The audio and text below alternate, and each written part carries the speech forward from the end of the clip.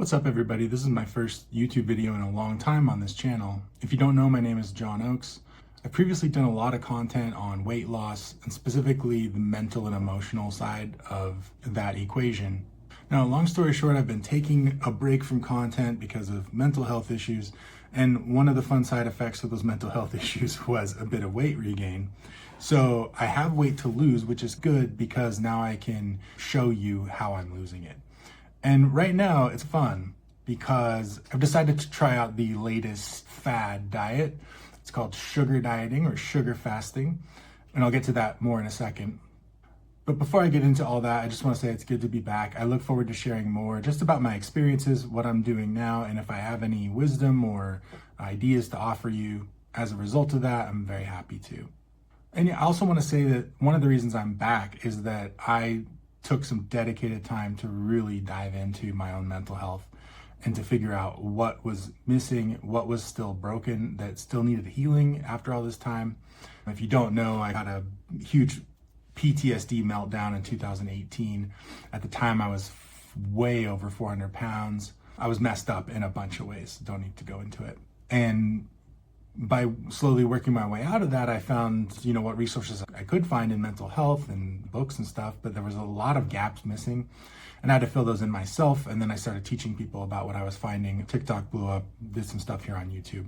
The YouTubes have never really gone crazy, maybe someday. But the good news is I think I've cracked the code on some of that deeper stuff that was holding me back. And now I feel good about pursuing weight loss. It's simple.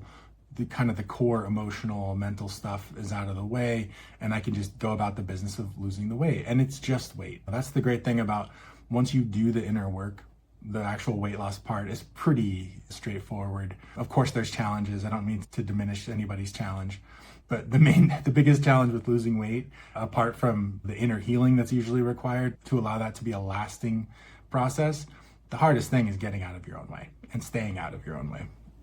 And then, if you take care of yourself, know when to go for it and know when to pull back and know when to take breaks and slow down and speed up. And if you have a good sense for that, then you're going to get the weight off. There's multiple ways of going about it. So a few weeks ago, a couple people on Instagram and YouTube were getting my attention. They were talking about sugar fasting. And I was wondering Mark Bell, has he really lost it? But after so many weeks of him continually referencing it, I decided to click on a video and listen to what he was doing. And basically, in essence, he was doing a super high carb diet with lower protein and very low fats. And, once he went through some of the science behind it and the nutritional foundations of it, some things really clicked, right? Like, if you're eating high carbs, not in the presence of fats, you're gonna miss a lot of the negatives that come along with carbs, or that we often associate with high carb intake. And what was new was this idea that if you're on a very low protein intake, not only are carbs going to be protein sparing, i.e. you're not gonna just hemorrhage muscle mass necessarily. And this is where things get very debatable as far as the mechanism or the pathway why this happens. But it can help you lose weight, long story short. So I'm like, all right, let's see what this is about. Because if this does work, right, I'm pretty agnostic when it comes to should you diet this way or this way. They can all work. It really depends on the person. And so when this came along, I was like, all right, something new. I got to try it for myself to know, right? And if this is some magic bullet, then I want to know. And I want to know not just the faint sketches around the edge of it. I don't want to just know the basic idea. I want to know it inside and out so that I can help make recommendations to clients or other people who need help. Because even if anybody who's in the sugar fasting or sugar diet community on YouTube, you're well aware of how confusing it's been because a lot of the messaging is coming from different people. And sometimes even when it's coming from the same person, you're getting vastly different messages from day to day or week to week. And so it's just a feature of how it's been, right? It's very confusing. Some of these people who are leading the charge on this are funny, like Cole Robinson. He's a character. He's a human guinea pig. He's a firebrand, right? And the flip side of that is that sometimes the communication isn't as precise and consistent as you might hope. But I listened to a lot of his stuff and I think I get the idea. I get where he's coming from. And even though my approach with people I've worked with in the past is vastly different. I think when you boil it down, a lot of the principles that I follow are principles that Cole really values and really espouses. And same goes for Mark Bell as well. And I just want to also give a shout out to Emma, Derek O'Hara, big shout out to Joe Andriuli, Latchkey Gen Xer. I'm probably forgetting a couple people. Skeleton City, you're an interesting dude. Everybody who's been making videos and sharing their experiences, I've been taking your experiences and just taking it all in as data to correlate with what I'm hearing from Mark Bell and Cole Robinson. Because all that, everybody's experience is very useful data right now. And so based on all of that, I dove in about 2 weeks ago. I am 6'4", pretty decently well muscled. Topped the scales at 355, unfortunately. The scale really got away from me there.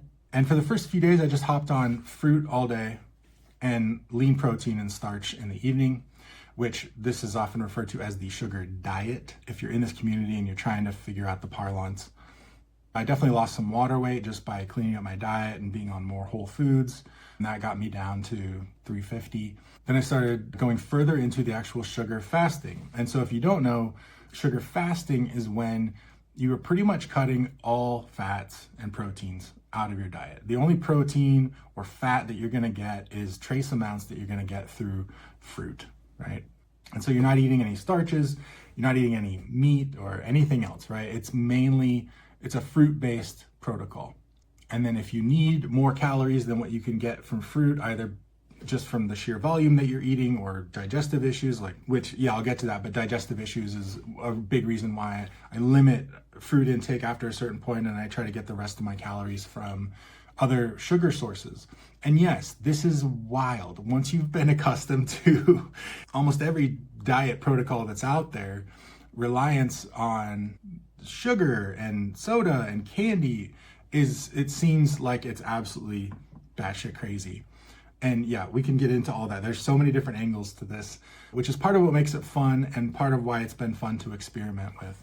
So after that first few days of sugar dieting, where it's mainly fruit during the day and then lean meat and starch in the evening, then I transitioned into a 3-day sugar fast. I wasn't trying to go 3 days. I just started one day, did a second day, did a third day, and I was like, okay, I'm pretty hungry for protein and fat. So the next day I woke up, had eggs and egg whites like I would normally for breakfast with some English muffins. Just ate normally through the day. Kept my calories in check. I was probably in a small deficit at the end of the day. Ended up gaining 4 pounds probably from just food that was digesting slower / higher sodium intake. And then after that, I hopped back onto the sugar fast. And for today's day 6 on a straight sugar fast, no protein, no fat intake, and all told, I'm down 14 pounds from where I started. So let's analyze this a bit. Obviously, I am starting off from a higher body weight than a lot of people. And even for people who weigh 350, I have a lot more lean mass that I'm carrying along with that. So somebody's 5'10" and 350, that's a little bit different than being 6'4", pretty broad, and 350. On the one hand, that person might have more fat to lose, and in a sense, that is an advantage. On the other hand, when you have greater lean mass, you're probably burning more calories during the day, and therefore that could be an advantage.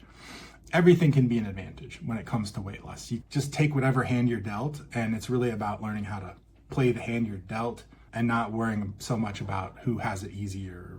So of course, some of that weight that I've lost is water, inflammation, but increasingly I'm noticing that it's definitely fat too. And I'm very happy with that.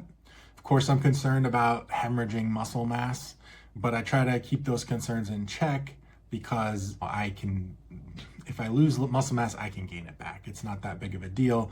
And as Mark Bell put it, you shoot the alligator closest to the boat, which is a good metaphor for something that I've been teaching people for a long time and a principle I use myself, right? Let's just focus on the main issue and let's not try to do 50 things at once. Let's just try to focus on one thing at a time. And that's not to say we should go ape shit, go crazy on one thing and forget about everything else. No, that's actually how we stay sane so we can continue to move forward in a patient, progressive way while paying good attention to our overall well-being. Because if you're not doing this for your well-being, if your well-being is suffering too much, then you're working against your well-being. And if you basically want to know why we lose weight and then gain it back, it's because we lose weight working against our own well-being. And there's a wide array of ways that we do that. We can talk about that in other videos. And if that's something you struggle with, please let me know in the comments, and I'd be happy to talk about that more in the future. So how long will I go on the sugar fast? I don't know. I'm going to take it day by day. This is not a protocol where you have to do it a certain way, a certain amount of time. And I think this is something that Cole's been frustrated by, people wanting like itemized prescriptions, one size fits all. And he's trying to teach people principles that they can apply to their own life based on their own needs, and also through a series of trials and errors, right? You have to play around with this stuff to figure out what works for you. Nobody else can tell you how your digestion works, how your body stores water, all this stuff, okay? Obviously, I'm not recommending that anybody do this diet. This is totally up to you. This is optional. It's just something that a bunch of us are playing around with at the moment. So I'm not saying this is the end all be all. I still am reserving judgment. I'm still have a healthy amount of skepticism about any diet, let alone one that's, the latest fad. However, I remain open-minded in case something does work. Because if it works, like I said, I'm agnostic. I don't care. I just want to help people get better. And even if we don't know exactly why it works, there's a lot of things that we do in life that we don't know exactly why it works, but we know that it works. And that's good enough. So obviously everybody needs to make their own decisions. A lot of people who are heavier have health concerns that eating a lot of carbohydrate might be a concern for them. Talk to your doctor, right? Nobody here on YouTube is your doctor. You need to do your own due diligence to make sure that this is a safe approach for you. But so far, what I have found for myself, a decently healthy person metabolically, other than being overweight, is that this has been pretty easy. I've had a lot of digestive issues. Was thinking about investing in some adult diapers there for a little while. But I think my digestion has more or less figured things out. And like I said, that's gone into the math I've done to figure out my own balance of how much fruit I eat versus juice, or even sugar soda, which is just crazy to be drinking sugary sodas and losing weight. It's just wild. So like I said, I don't have this totally figured out. I'm not here as an expert. I'm just here as another person trying to figure this stuff out, trying to get healthy and stay healthy, and to do it from the inside out as much as possible, to let go of the fantasy that we're going to lose weight and then everything's going to be great. Guys, we all know that's not true. Right? If you're not doing this because you love yourself, this is going to end in failure, right? So the sugar diet, even if it does become the silver bullet of silver bullets, it still doesn't change that the relationship you have to yourself is going to define your outcomes. Always. It doesn't matter what methods or what diet or what workout plan you follow. This has to be done in self-love for your well-being. And so every step of the way, no matter what diet approach you take, I implore you to do it with attention to your well-being. And when that voice says, push, burn yourself out, go, right? Because if we don't lose it, we're gonna die. But just as best you can, back away from that voice. And if you need help, you don't know what to do with those survival mechanisms, that's where someone like me can come in and help you out. And if you have questions about the emotional, mental side of losing weight, that's where I'd love to support the community here, along with any practical tips that I've learned over the years. I'm here for you. Ask your questions. Let me know what topics you would like me to talk about, if anything. Thanks for watching. Thanks for listening. I hope you'll subscribe and like the video so that it can reach other people. And I'll talk to you soon. Thanks.